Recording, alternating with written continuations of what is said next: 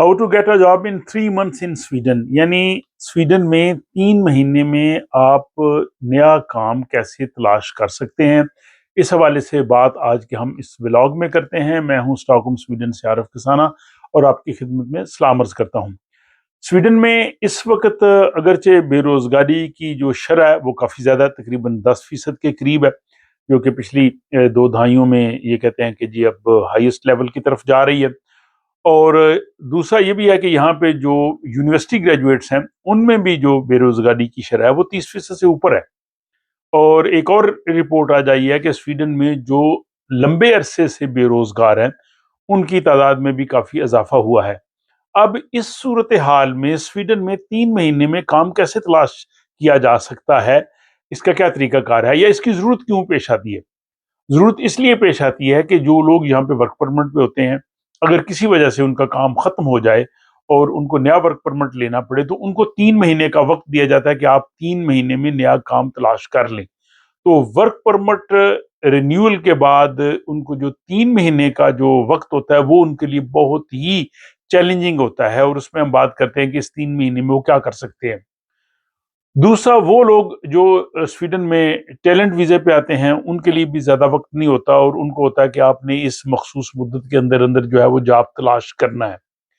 फिर जो यहाँ पे स्टूडेंट्स आते हैं अपनी तालीम से वो फारग होते हैं, साथ उनकी ख्वाहिश होती है कि उनको जॉब मिल जाए, या दौराने तालीम भी वो पार्ट टाइम जॉब हासिल करना चाहते हैं। तो ये वो चैलेंजेस हैं जो जो 3 महीने का अरसा में किसी ने पूरा करना होता है। दूसरी जानब ये भी है कि जो लोग यहाँ पे स्वीडन में रहते हैं, काफ़ी अरसे से रहते हैं, उन्हें स्वीडिश ज़ुबान भी बोलना आती है, वो स्वीडिश नेशनल्स भी हैं।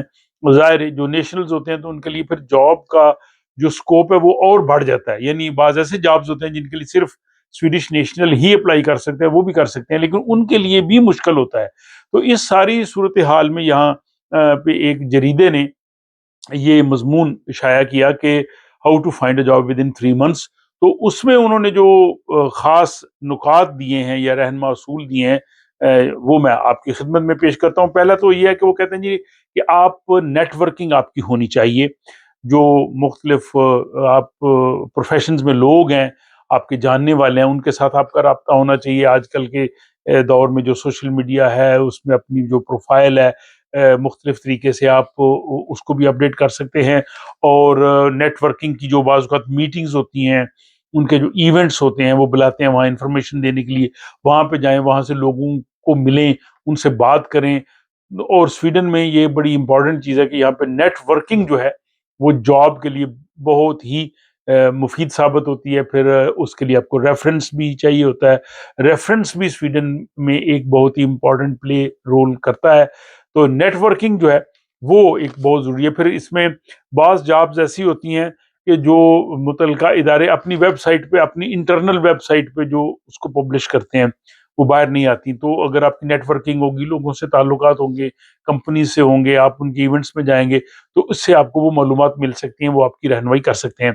दूसरा, डायरेक्ट एक्शन करें। जो इदारे जो समझते हैं कि जहाँ पे आपको जॉब मिल सकता है, जिस शोबे से भी आप ताल्लुक़ रखते हैं, हर शोबे की यहाँ पे वेबसाइट्स हैं, आप नेट पे देख सकते हैं।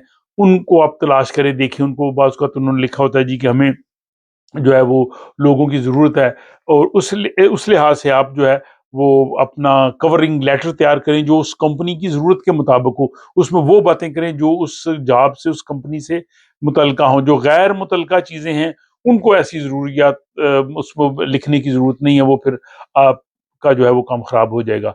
और उसके साथ आपका जो सीवी है वो आप अपडेटेड करें, और वो आप जो है वो उस कंपनी की ज़रूरत के मुताबिक अपनी जो चीज़ें हैं वो उनको आप वहाँ पे पेश कर दें, यानी आपने अपनी सर्विसेज को वहाँ पे सेल करना है। इसके बाद फिर ये देखें, तीसरा ये है कि देखें कि किन शोबों की स्वीडन को ज़रूरत है। यहाँ पे बाज़ ऐसे प्रोफेशंस हैं जिनकी ज़रूरत है, कमी होती है। वो यहाँ का जो दफ्तर रोज़गार है, आरबीएस फॉर मिडलिंग, वो भी उसको पब्लिश करता है अपनी वेबसाइट पे। माइग्रेशन बोर्ड भी बाज़ औक़ात देता है कि ये जॉब स्वीडन में इनकी ज़रूरत है। तो उनमें ज़्यादा आसानी होगी, और जिनमें यहाँ पे सैचुरेशन है, ऑलरेडी लोग बहुत ज़्यादा बेरोज़गार है, उनमें थोड़ा मुश्किल होगा। फिर जो आम नोयत के अगर किसी ने जॉब लेने हैं, تو جن شہروں میں آپ رہتے ہیں، فار ایگزامپل اسٹاک ہوم میں یا بڑے شہروں میں، اگر آپ شہروں میں گھومے پھریں تو اکثر دکانوں پہ لکھا بھی میں نے دیکھا ہے کہ جی ہمیں لوگوں کی ضرورت ہے، ہمیں ملازمین کی ضرورت ہے. تو اس کو دیکھ کے، یا وہاں پہ جو نوٹس بورڈ ہوتے ہیں اس پہ بھی کئی لوگوں نے اشتہار لگائے ہوتے ہیں کہ جی ہمیں جو ہے لوگوں کی ضرورت ہے، تو پھر آپ ان سے جو ہے وہ رابطہ کر سکتے ہیں. اور پھر چوتھا یہ ہے کہ یہاں پہ جو دفتر روزگار اسی جو ہے مقصد کے لیے حکومت نے جو ہے وہ بنایا ہوا ہے، اور کچھ پرائیویٹ جابز والے بھی ہیں. میں نے ان کے ولاگز کچھ بنائے ہیں، وہ آپ دیکھ سکتے ہیں.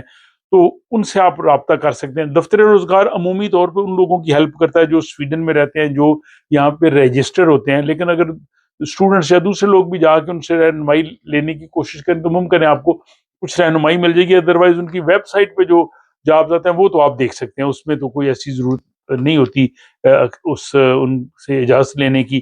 تو وہ جناب اپنا کر سکتے ہیں. اور پھر پانچواں یہ ہے کہ یہاں پہ جو ریکروٹمنٹ والے ادارے ہیں جو مین پاور لیتے ہیں اور پھر مختلف کمپنیوں کو آگے دیتے ہیں، اکیڈمک ورک ہے، اس طرح کے اور ہے، ان کو بھی آپ دیکھ سکتے ہیں. یہ بھی آپ کے لیے جو ہے وہ فائدے مند ہو سکتی ہیں. تو اگرچہ 3 مہینے کا پیریڈ چیلنجنگ ضرور ہے، لیکن ظاہر ہے مطلب ہر انسان اپنی اپنی کوشش کرتا ہے اور پھر کوشش کے مطابق اس کو ملتا ہے. اور پھر ہو سکتا ہے کہ آپ ان لکی لوگوں میں سے ہوں جو آپ اس سے فائدہ اٹھائیں. تو بہرحال یہ معلومات تھی، میں نے آپ کی خدمت میں پیش کی. مجھے امید ہے کہ آپ کے لیے فائدہ مند ہوگی.